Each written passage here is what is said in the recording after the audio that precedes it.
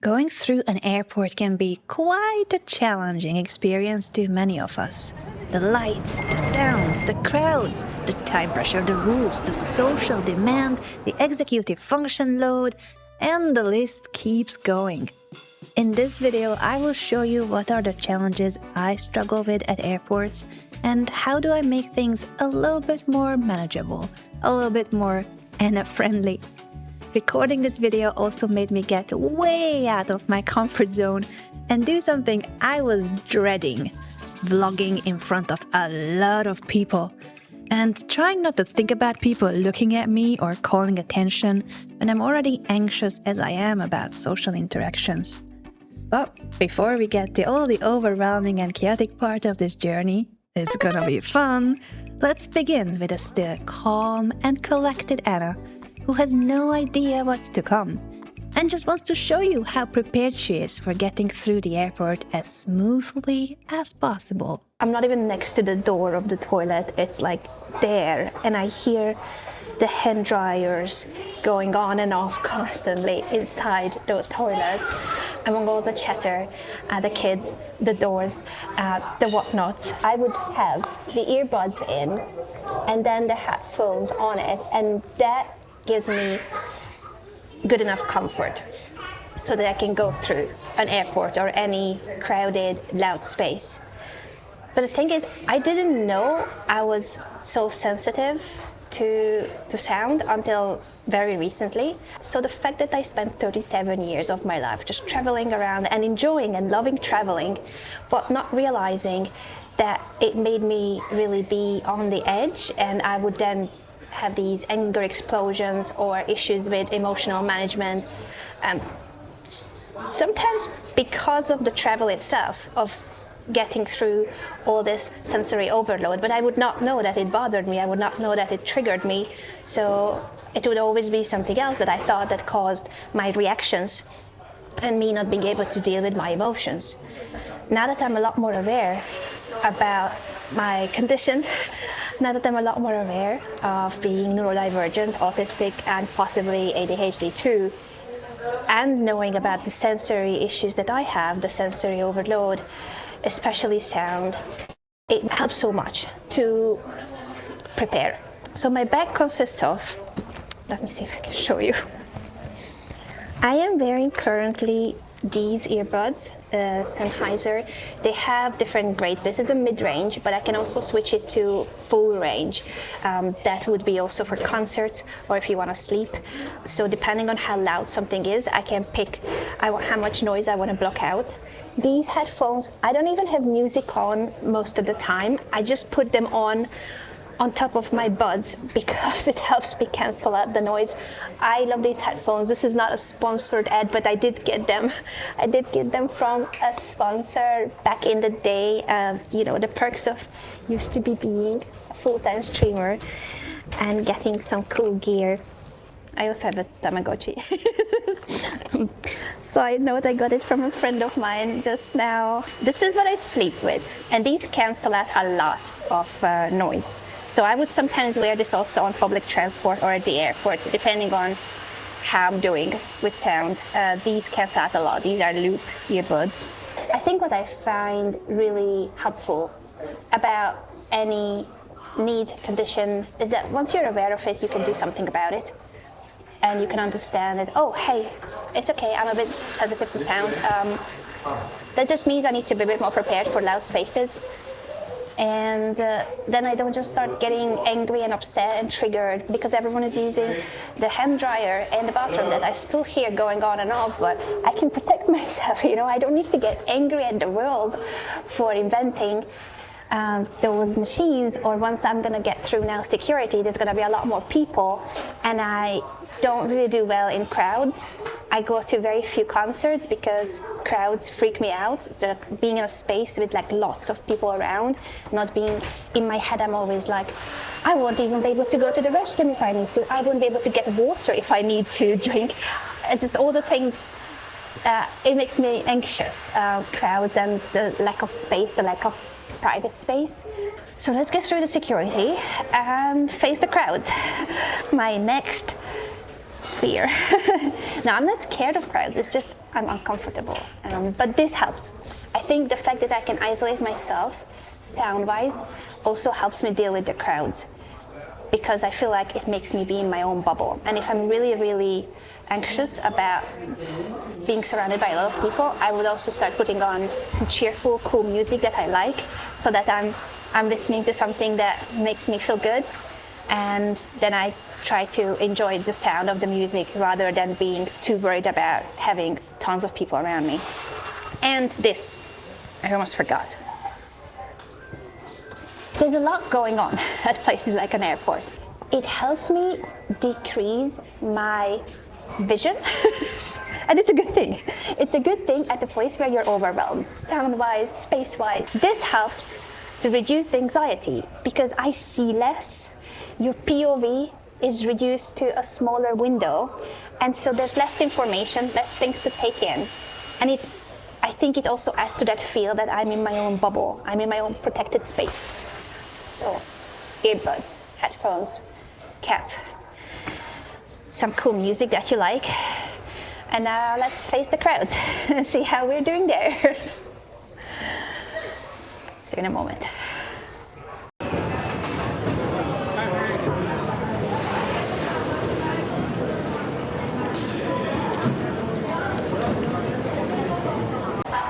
Well, things have definitely gotten more overwhelming since I got through security. There's people everywhere, lights, colors, sounds, lots of things. I'm sweating. I don't know if it's because it's hot, I took off my jacket, or it's just that I'm more anxious. Could be both, could be a mix. And I'm challenging myself to do the rest of the video while also walking amongst people, and try not to think about that people will be looking at me and all the stuff that I used to have in my head. I'm saying used to, I still have it in my head, but I want to not care about what people think about me, or not think about that people are thinking about me or looking at me, all those things that are not healthy. So here I am trying to be okay with vlogging, and got a big smile from someone. This is great. This is going well. No, I'm actually pretty nervous, but let's do this. I realized I forgot a pro tip about the ear plug. It's good to have sometimes non-electronic versions too. Like, I love the headphones, I love the earbuds, so that you can listen to music as well or podcasts. But these are amazing because you can keep them on through security, through the metal detector. And I had to wait a lot for my bag. So it was actually a lifesaver that even though I took off my headphones, I had to for the security check. So while I was waiting, I had the other earplugs in. I can get through security with those because there's no electricity in them. That's a pro tip. How am I doing so far? Am I doing okay? What do you think? Feeling wise? I'm definitely anxious and nervous, and I'm trying to, as I said, I'm trying not to think about people looking at me, but I feel like people are looking at me because I'm the only one that's holding a phone like this and is talking into the camera. But yeah, I guess you gotta do things out of your comfort zone so that you challenge those unhealthy blocks in your head. Does that even make sense? I put the headphones back because the noises are really bothering me, but I also like to hear myself when I talk so I can actually hear if it makes sense what I'm saying. I'm rambling now, but it just goes to show that I have no thoughts fully gathered and collected what to say to you. I am just trying to make it through this experience called an airport, now with the additional challenge of recording a vlog. This is going great. No, I actually am pretty happy overall that I get to share this experience with you, with all the good and the bad, with all the cool things and the more difficult things. And yeah, it's nice that it's bright here with the daylight, the sunshine. I like when there's natural light. Sometimes airports can be very dingy and dark, depending on what airport and such, but I like that this has skylights. That's pretty cool. This is London Gatwick Airport. I started this video about the sensory overload and such, and now there's just so much going on that I don't even know what to point out. Lots of people, lots of stores, lots of noises, lots of things happening. I don't know where to look. There's a lot of signals coming to my brain. But yeah, I guess that's a good demonstration of what an airport experience is like for a neurodivergent person. Even if you're not vlogging, I think it's overwhelming enough without the vlogging. So this was the part of the video where I thought I just need to wrap up. The vlogging is done. The hardest part of this journey is done. I'm gonna go check the screen, look at the gate number, go boarding, and everything is gonna be fine with the flight. I was very naive. But before we get to what actually happened, let's hear some wholesome words from past Anna, who, again, still thought that she had everything under control and was trying to say goodbye in this video. Did you notice? I've done a full circle since I started this part of the video. So yeah, I made it through this big circle together with you guys. We did it. But yeah, please let me know in the comments what you thought of this video. Give me some more tips and advice, or let me know what you do, because I would love to hear from you, and I would love to learn about cool tips, hacks, and other sensory overload issues as well, or just in general, what you would like to share about traveling or public spaces, and how do you deal with that?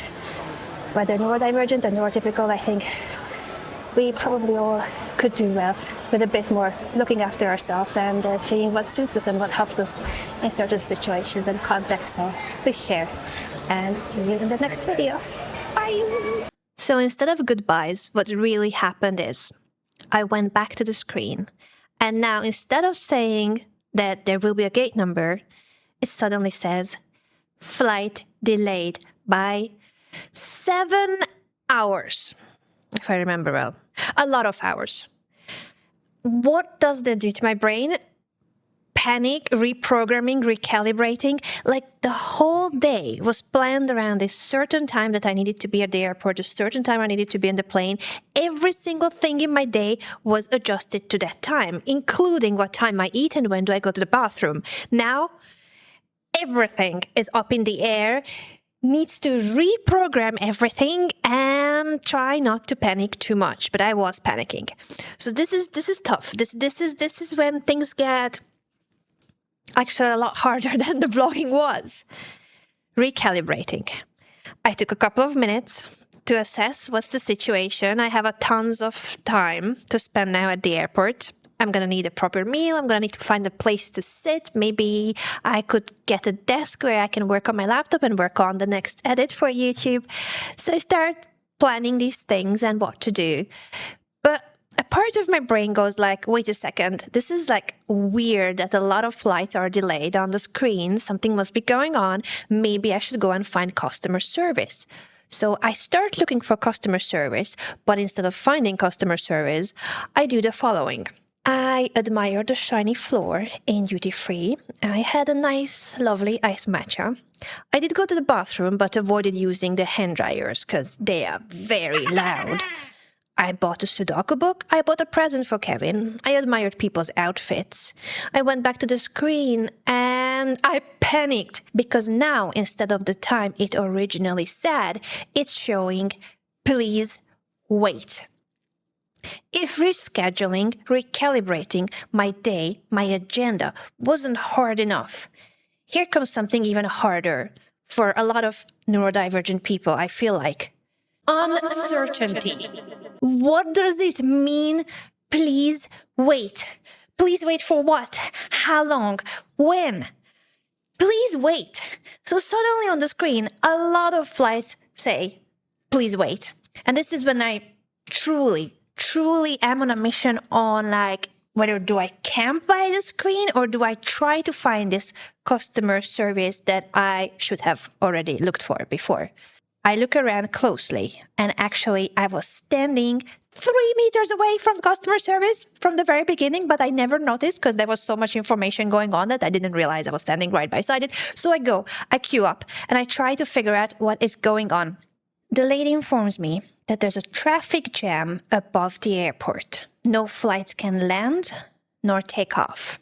Everyone at the airport, or the majority of people, were in these shoes, that our flights are just up in the air, literally up in the air. They're planes. Those planes cannot come down and others can't take off. I guess this is what's called stalemate. in airport terms, a big one. Forget the part where my flight was delayed many hours and at least I could plan something. Now with the uncertainty of God knows how long this situation will last, all I can think of is what I need to do is camp by the screens. Because the situation was for a lot of flights, there's loads of people by the screens.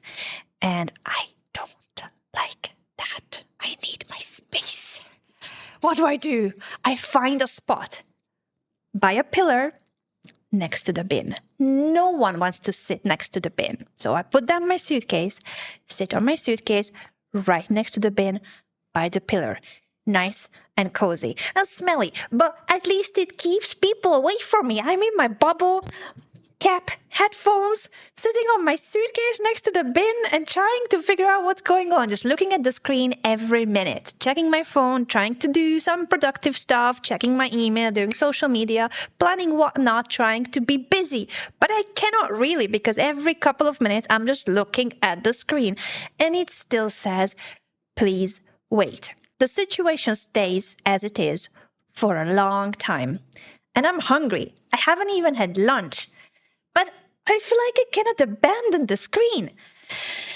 At the same time, my stomach is complaining, so I venture to the closest possible store, grab the fastest possible meal, and go back to my camping spot. Now, by 5 p.m., I'm finally ready to have lunch or dinner or whatever it is, my first meal of the day. Who cares that I haven't had anything to eat the whole day other than the matcha and the oat bar? And this is when I'm ready to enjoy this lovely packed meal. Showing it here to you, showing off with what I got. I look at the screen and it says, gate closing in 10 minutes. I swear I was looking at the screen the entire time, other than going to the shop and getting that packed meal. Even when I came back with my packed meal, it still said, please wait. And it went from being 7 hours delayed, please wait forever, to gate closing in 10 minutes. This is a massive airport and the gate was on the opposite end of the airport. I start running like crazy and my knees are bad. This is hurting. I'm sweating like crazy. I need to run though because I don't want to miss my flight. I'm running. Can't even vlog or record anything because this is a life or death situation, at least. Like, will I make it to my plane kind of situation? I'm running. My knees are hurting. The suitcase is just barely coming along. I have way too many bags to carry. It wasn't ready for jogging around the airport. And I finally make it. So I've just run across half an airport to make it to my flight after having been camped at the screen for 2 hours. It's great that there's enough notice to make it right. Oh shit. There's no sign of boarding. Like, there's people there, but no flight crew. Nothing on the screen says anything about boarding or boarding soon. So I have no idea why the screen said gate closing and made everybody at the airport run. But here we are. I'm finally at the right gate, and maybe someday, sometime soon, we're gonna be boarding. I am so thirsty and hungry at this point that I start drinking my yogurt drink. Big mistake.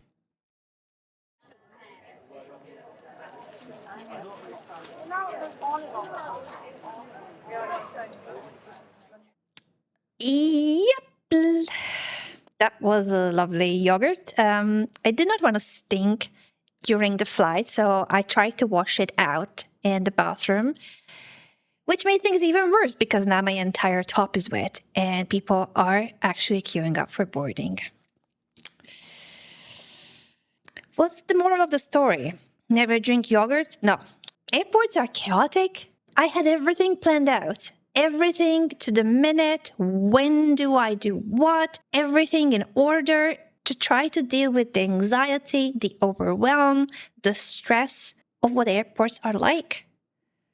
But even when you have everything planned, there's so many moving factors. Gates change, flights are delayed. There's a traffic jam, apparently sometimes in the air, and planes can't take off or land. This is probably not as frequent as gates changing or flights being delayed.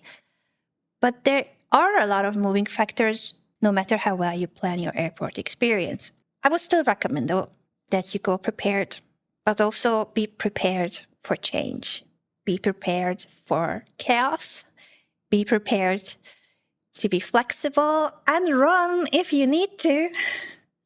I did manage to get on the plane. I did manage to sit down and get ready for the meal. I was so looking forward to eating by now. If only it wasn't for I never got cutlery. I never got cutlery. And I'm too anxious to ask the flight attendant for cutlery for a meal I did not buy on the plane.